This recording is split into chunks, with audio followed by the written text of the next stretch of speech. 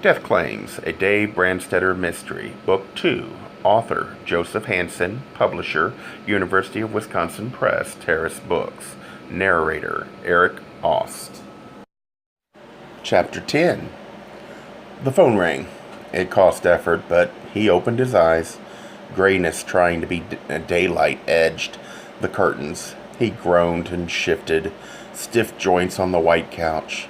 It seemed only a minute ago he'd shed his clothes, fingers numb from too many hours, clutching a steering wheel, along too many fast lanes of too many freeways, parted the white shuttered doors to the hall and, moving softly in slatted lamplight, dragged down a blanket from a high shelf of the linen closet. He'd wrapped himself in it, switched off the lamp, and dropped into sleep before there was time to arrange his bones. He sat up, ran a hand down his face, shivered. His watch lay on the orange porcelain table. He picked it up, held it close. 6:17. It had been 3:40 when he got here. He pushed to his feet and stumbled through shadows to the kitchen. He unhooked the receiver and dropped it. It swung on its tether of red rubber-coated cord, knocking its mouth against the wall. He fumbled for it, recovered it, croaked his name into it. "It's no good," Jesus Maria Campos said. "It looked very good, but it's no good. On the night Oates drowned, this kid was locked up in Oxnard." "In jail? What for?" Doug pulled open the shutter doors from the dining room and stood holding them. He wore a yellow terry cloth robe, rubber thongs. His hair was tousled. One of his hands was wrapped in white gauze. In the dimness, he could have been Rod. His eyes were like Rod's, had been opaque, shiny like stones fresh from a lapidary's tumbler. Their look now was reproachful. Campos said, "Stolen car." He wasn't the driver. He'd only hitched a ride. But he got held just the same, till the next morning. It was sundown when they got stopped. Oates wasn't drowned till after dark. "Right, but he did take the stuff to Oates." "In $50 fixes," Campos said. "The kid had close to $3,000 in his room. Oates wasn't the only one. Thanks for putting me on to this." "Per nada." Dave hung up, turned away, lit the kitchen. Off the burner deck, he took the coffee maker, separated the parts, emptied and rinsed them at the sink. The doors stuttered behind him. Had Doug come in or gone out? Didn't matter. He ran water into the lower section of the pot, reached down a bright can from a cupboard, and with a little yellow plastic scoop measured coffee into the top section. The doors stuttered again. He turned. Doug held out his old blue corduroy robe. "You were here earlier," he said. "You were busy?" Dave fitted the top part into the bottom part. "Anyway, I had to go back." "You weren't coming?" Doug said.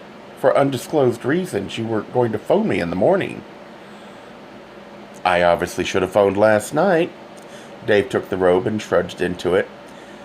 "It's what's called discretion, right?" "Sometimes it's just called manners," Doug said. "What made you change your mind?" "A girl alone on an empty beach at night." Dave set the coffee maker on its burner and twisted the knob. With a soft pop, flame drew a blue asterisk under the pot. Dave stared at it. "The man she loved drowned a week ago. She doesn't like me. I keep bringing her news she doesn't want to hear. All the same, tonight she asked me to stay with her. For a drink, she said, but she meant more. It was dark. Any man would have done it. I just happened to come by and..." He patted the old robe's pocket, wanting a cigarette. Doug held out his pack. Blue Galloses. Dave took one. "And it reached me how it feels to be left alone. By the dead. Really alone." He watched Doug steadily while Doug lit the cigarette for him. Lit his own. "You know?"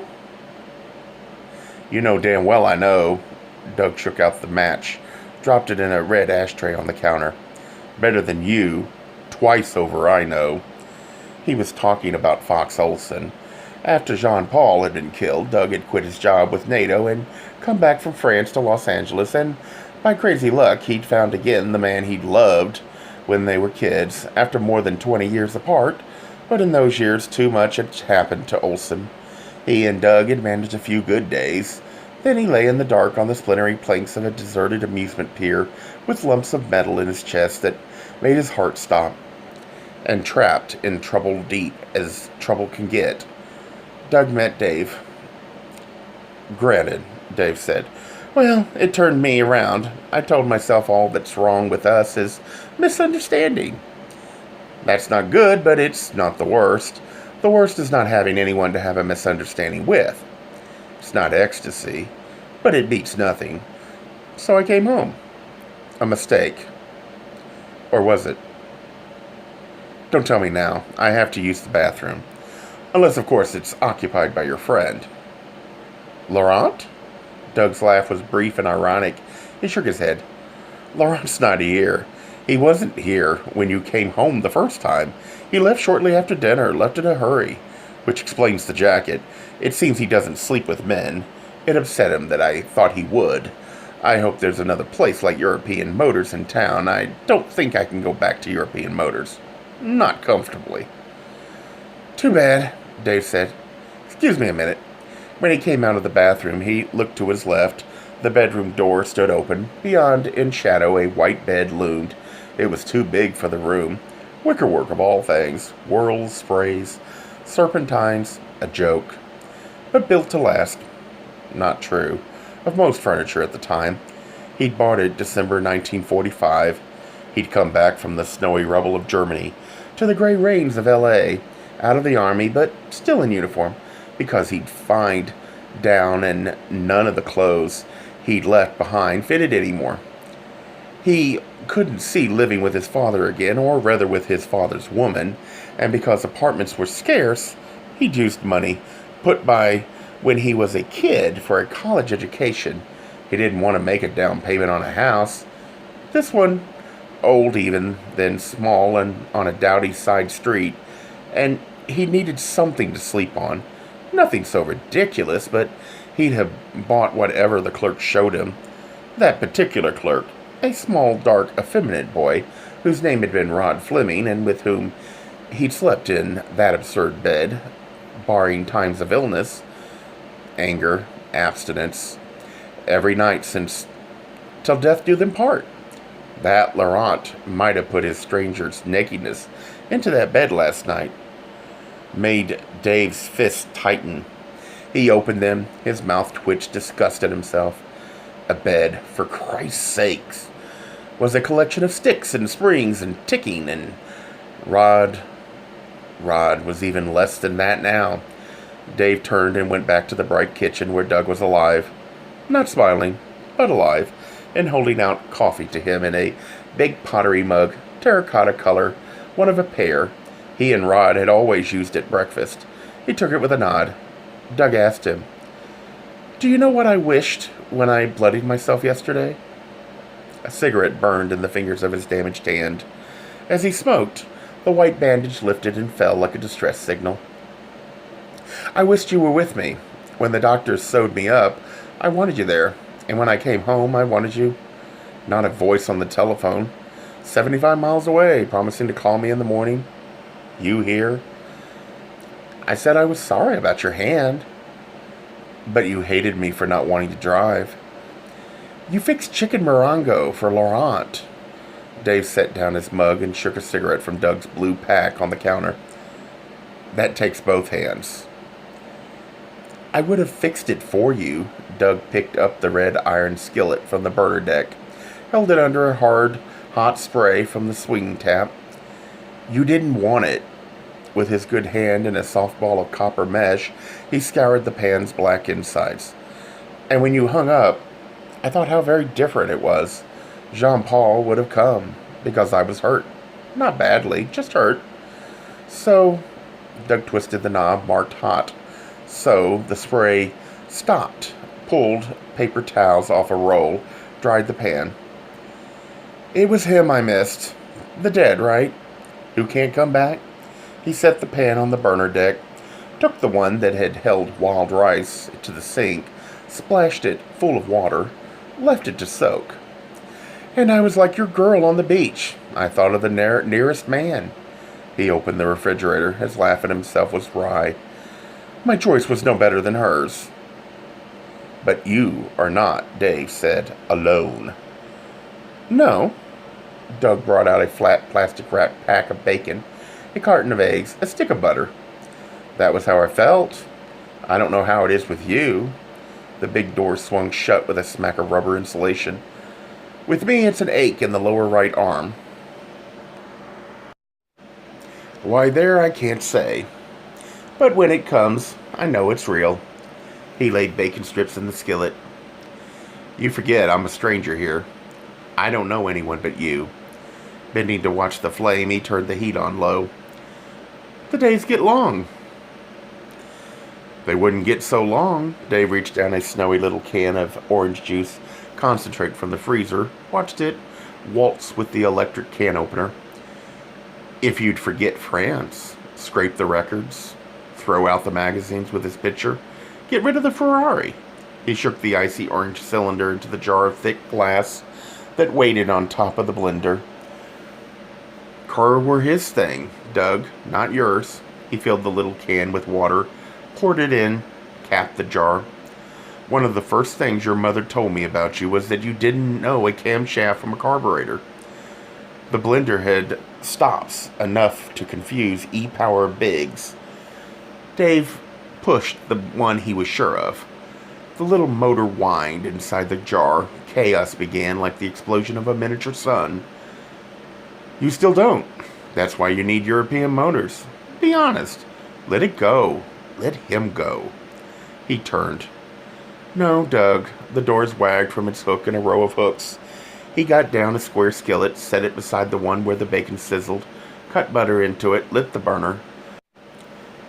Doug brought in the smeared table clutter from last night, stacked it on the counter by the sink, stood next to Dave to turn the bacon with a steel fork. He said, I've wondered what you'd be like, upset. I'd have bet on this. His mug stood on the brick surround of the burner deck. He picked it up, drank from it. Dave took eggs from the carton, cradling them cold in his hand. He asked, On what? On how you are rational, analytical, and ruthless. His look held Dave's for a second, then he set the mug down and turned the bacon again. Dave broke eggs into the pan, one to a corner. Doug said, The phone in the bedroom clicks when you dial out here.